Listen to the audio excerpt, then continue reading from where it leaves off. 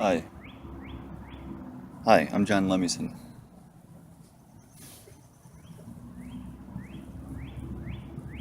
My name, John, has biblical implications. It's one of those Bible names. The J, the J hadn't existed in language until I think it was the first usage was in the during the Roman times, where the Roman numerals. I have it written down here somewhere. Or oh yeah, this is my alphabet book.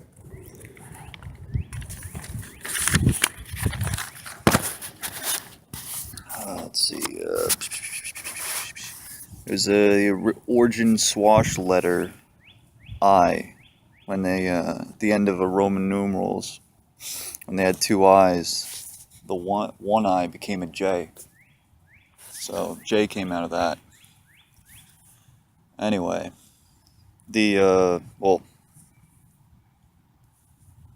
biblical John the Baptist, you know, he'd go into the he was the go into the wilderness and come out, and I just remember uh, the sort of impact I had when I saw the beheading of John the Baptist in Saloom, Oscar Wilde, and that playwright. Then I saw the picture, but I remember that. So, just like John, I come out here to the woods, um, just to get a better perspective of reality or abiding reality. Just the construct of reality, the layers of it. Because this is probably the closest you are to actually knowing who you are, perhaps. So that this is uh, this is the creation right here, you know. The and the preservation of it is very important. But I had a bleak thought. It was this last weekend, and it's reoccurring bleak thought that the Earth, as we know it, will not last. The preservation of the wilderness, due to the circumstances in which human beings are advancing for the betterment of humanity. Now, I know it's a big it's an agenda point, climate change, and the fact that one of the I believe it was one of the younger Rothschilds had mentioned that on the agenda, preservation for the earth was number one priority.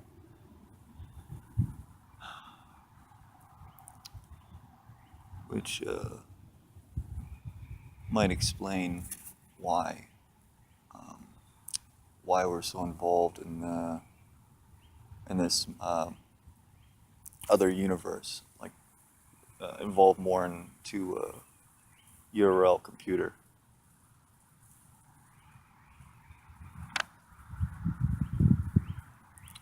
Yeah, you know, it's like talking to people about things that they hold to be self-evident truths.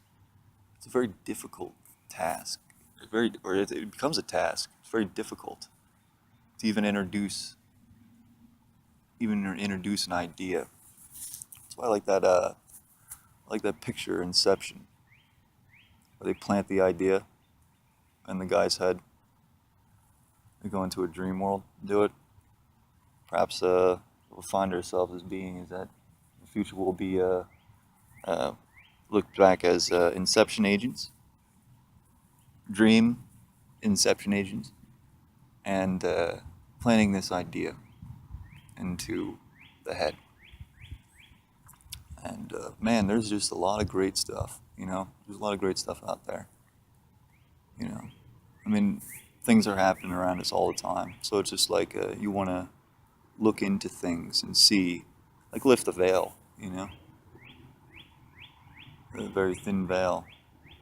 Like the amount of hatred towards people of towards the flat Earth people is really crazy. You know, it's challenging. It's challenging the idea that we're on a ball with using science against science. And it's been 500 years. But the thing about it is that people get very angry about this when you talk about something like this issue. It's a lot of division, and it's usually you know it's usually just vulgarity. And when anyone talks in this sort of way where they're just completely balls ass vulgar about any sort of idea or tissue, they display no level of intellect, and therefore you can't sit down and talk and break bread. So it seems that there's no convincing. It's one of those things that, eventually you have to go and look into yourself. The idea of like, what is an open mind? What does that even mean? We absorb so much information all around us. Whether you like it or not, there's ducks quacking, and they're swimming in this impromptu pond over here, which is now become a lake. It rained so much that it just has created a new ecosystem, and everything is an ecosystem, right? So, yeah, yeah. There's absolutely no point in talking to people that are absolutely full of it, full of poop. There's just so many ideas. All of them are amazing. Marvel at them. I have to approach it. Let's see here. You have to approach it as the what is it? There's that sort of objective reality, or the science, or what was the guy's name who did general semantics? Alfred or Korzinski, I think it was, that fed his students dog biscuits. The story was like that his college students were seated in listening to one of his lectures, and he paused for a second, and he went into his little bag, and he pulled out another bag, and he said, "Man, I'm hungry. Does anybody want some biscuits?" And I think this is, it goes like, he pretended to eat them, or he was eating a real biscuit or something. And the students were like, "Yeah, yeah, yeah." People in the front row, so he gave them biscuits. Turned out they were eating dog biscuits.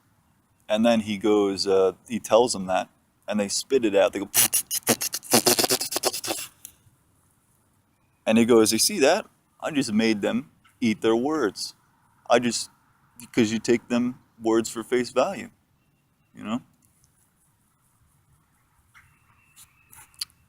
Hey, dude." Oh man, I just realized. Yeah, I could come off as some kind of Lebowski or something, you know?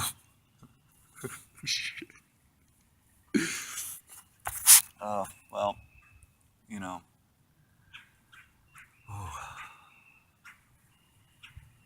The Yeah, so I don't really have a problem with flat Earth people. I think it's incredible. It really is, because it's gotten me now to the point where I'm questioning things with the science, like the what is it? The curvature. And I look at someone like Neil deGrasse Tyson, and I'm like, that guy is totally full of shit. Yeah, you know, actors are really good at making people believe in reality. I don't know, Anton or Anton Artaud, the cruelty of theater of cruelty. I mean, the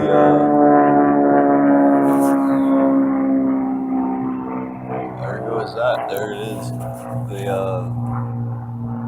The sort of like you step in the carousel and you're just always acting.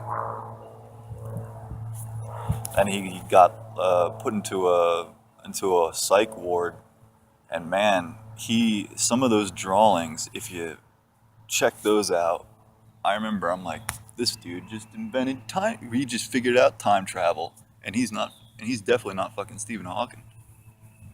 Oh, I was being vulgar. Oops. The yeah, those drawings are incredible. They may look like, you know, it may look like scratch, like chicken scratch, but hey, it's like really, really fascinating stuff to observe. Uh, and I think I'm actually gonna pull that up and look at those again. Yeah. Hmm. What a world. What a world.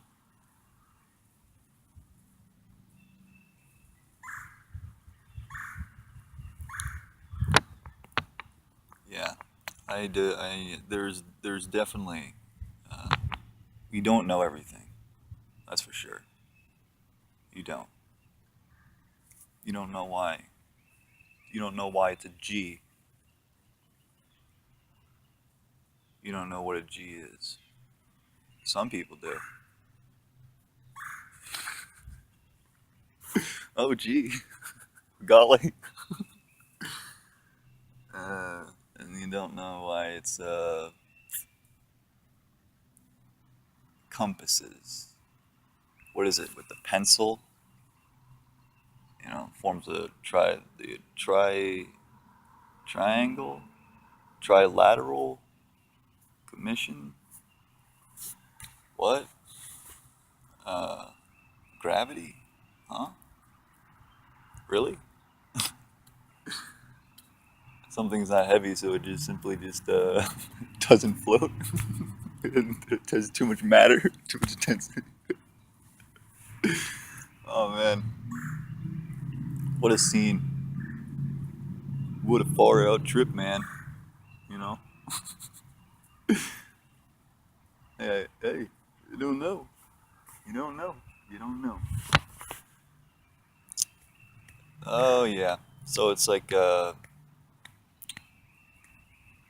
Amy Gandala, Amy Gandala in the brain. It's like a tonsil-shaped almond joy. Amy Gandala, uh, for the most part, it's gray matter. It is really a lot responsible for your like emotions, how you feel towards certain things. Trust it that the Amy Gandala can totally be manipulated, much like anything. Anything can be manipulated. It's a very very easy thing to do. Um, you know, somebody could fake cry, for instance, to get what they want, or fake mad to get what they want. Uh, and then there in psychology, that's called what, like psychopathic. I tend to, at this point, for a lot of those terms, they imply what they mean, but they're also detrimental to understanding. Like for a while, I was like, you know, I worked in like I worked in a mental. They called it. What was the what they didn't use the word retardation, but they were said that they used it about 5 years ago, and then they had to stop because the word retard had become like a thing that was very you know. But they were using it still, even when it was like publicly like it was a mainstream thing known that like that word was no no. So they used words like mentally deficient, uh, mentally handicapped. That was one. They don't use that one anymore. So there's different ways of describing it.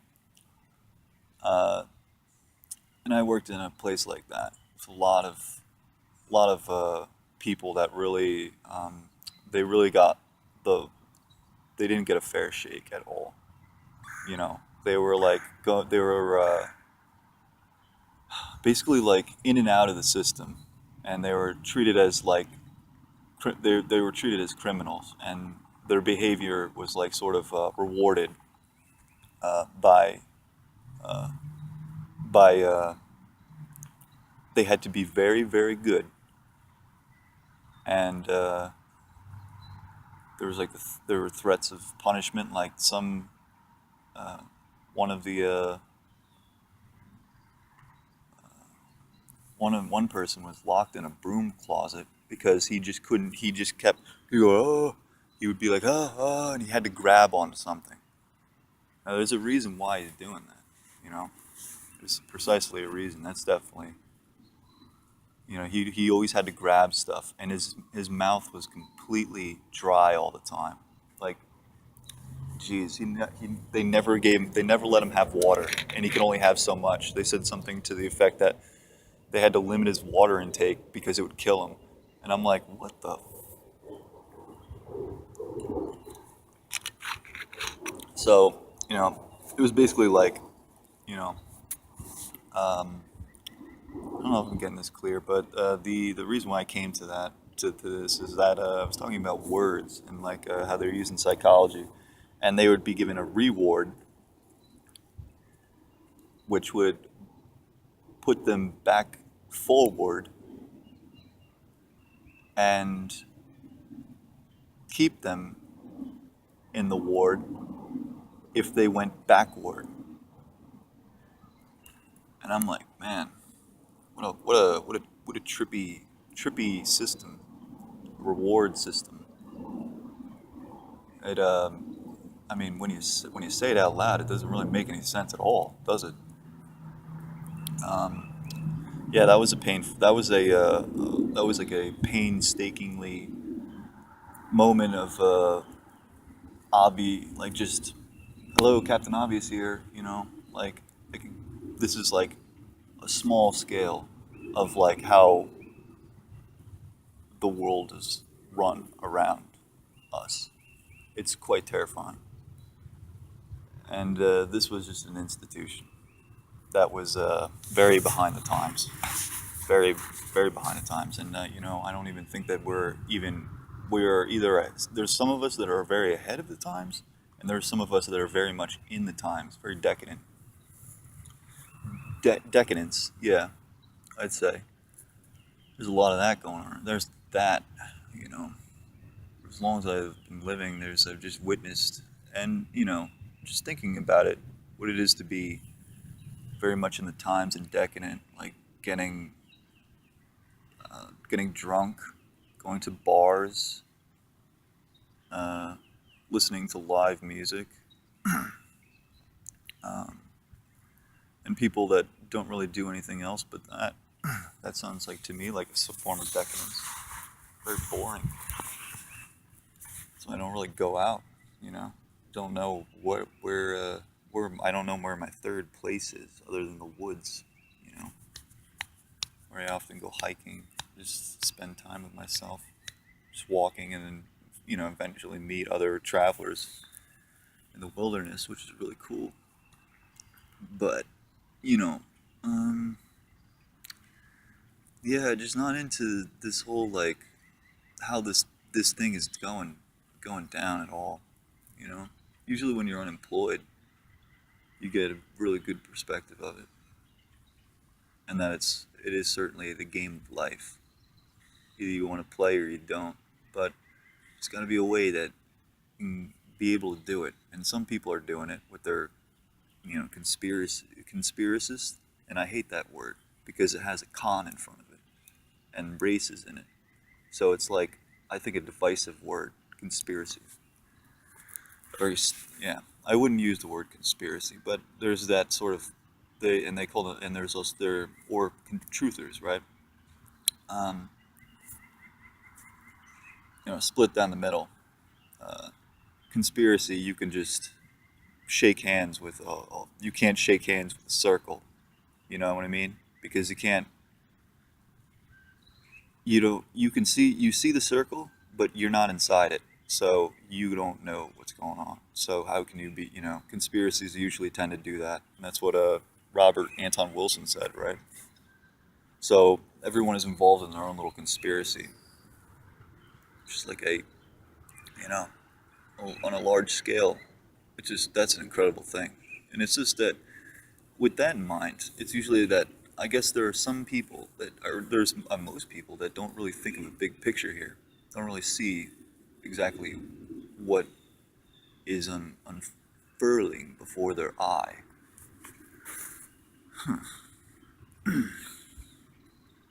Yeah, you can't lead a horse. I mean, you can lead a horse to the lake, but the horse will not drink the water.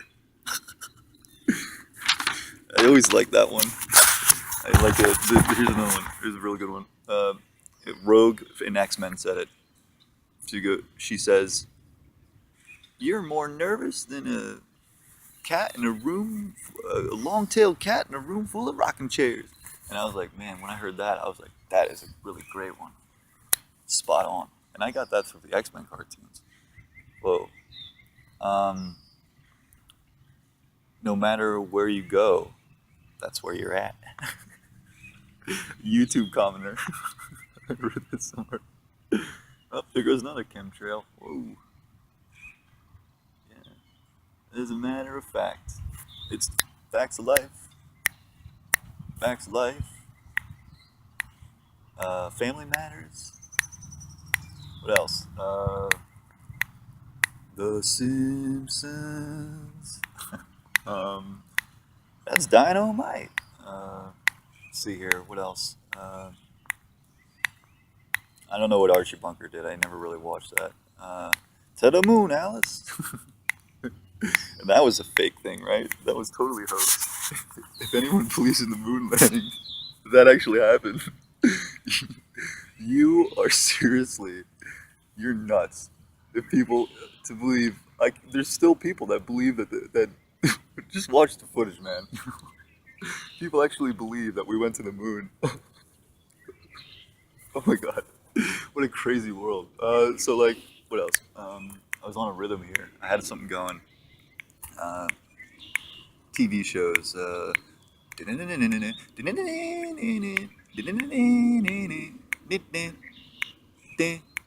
X-Men, which was based on Martin Luther King Jr. and Malcolm X. Magneto being Malcolm X, Martin Luther King Jr. being I Have a Dream, Professor X. I remember that sometime in the 90s, they did a thing where they killed off the X-Men and they were going to take it in a new direction. And they called it X-Men Alpha.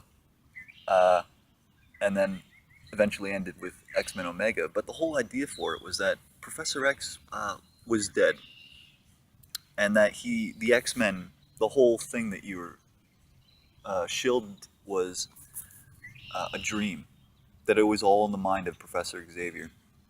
And then it fast forward or cuts to reality, and then you have everybody's ragtag. Wolverine only has one arm, or he has one hand. Magneto is married to Rogue. Uh, Sabretooth is married to, or his girlfriend is Blink, which was my favorite character. Uh, I very one of those characters that sexualized. Uh, I like that. Yeah, I liked the character as a child. I was like, whoa, she had the purple hair. She had like a sort of like muted purple skin, lavender skin. Yeah, lavender skin, and her eyes were totally like celestial, like white. I don't even know if she had pupils, and her hair was usually uh, it was put up, tied back, and then put like sort of like uh, braids. And I have Cherokee blood, so yeah. And she would wear green, and it was like a sort of uh, like a slit dress, where down the middle. And she could do things like, I believe she was a teleporter. She could teleport places, and that's going to be happening. Where, you saw that Simpsons episode where they go the holidays. What is it called? Bart to the holidays. Yeah, we'll be teleporting pretty soon. Yeah, looking forward to that one.